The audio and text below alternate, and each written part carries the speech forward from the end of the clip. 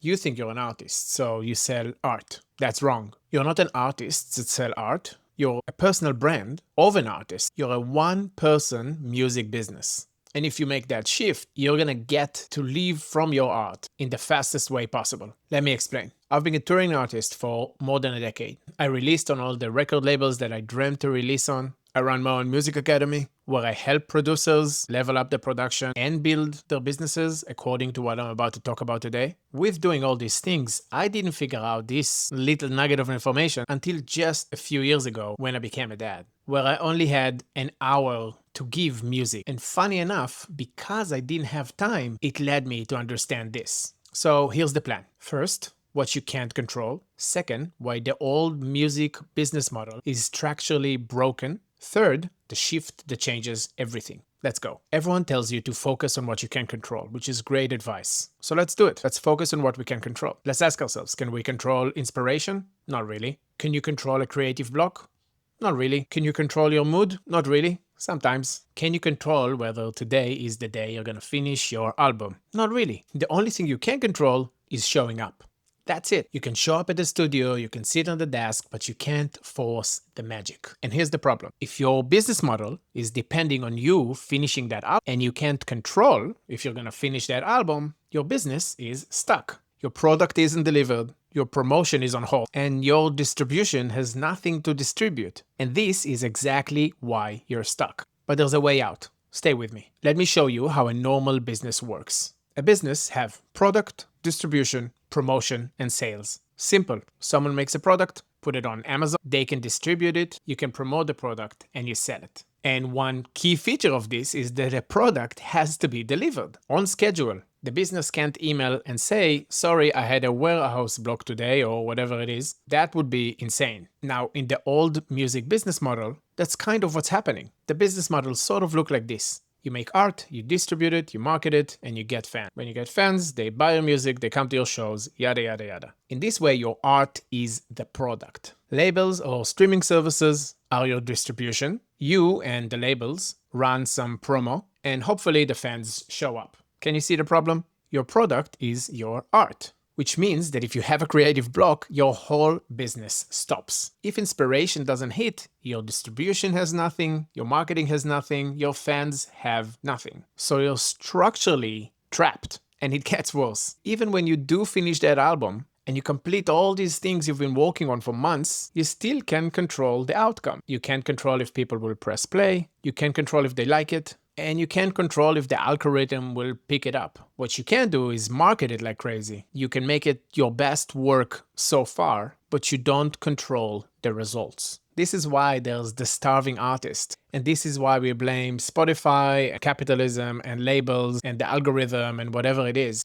But the truth is that the business model itself is broken. Now, if art can't be the product, what is? I'm glad you asked. There are thousands of creators right now making a full-time living from their passion. They're not waiting for their albums to be finished, they're not dependent on inspiration, and they're not stuck if they have a bad week, because they joined the creator economy. Now, in the creator economy, just by showing up and giving value, you position yourself as the product. In this way, your creative process is the content, your creative waste, your byproducts of your work, the loops, the samples, the presets, those can become revenue streams or freebies or whatever it is you choose to do with them within your business structure. Creative blocks don't stop your business. If anything, they add to it. It's content. They become a part of the thing you talk about as a personal brand. Make a post or video talking about how you're going to overcome this creative block, or how you're just gonna let it be and stay within this creative block. In that way, you actually add value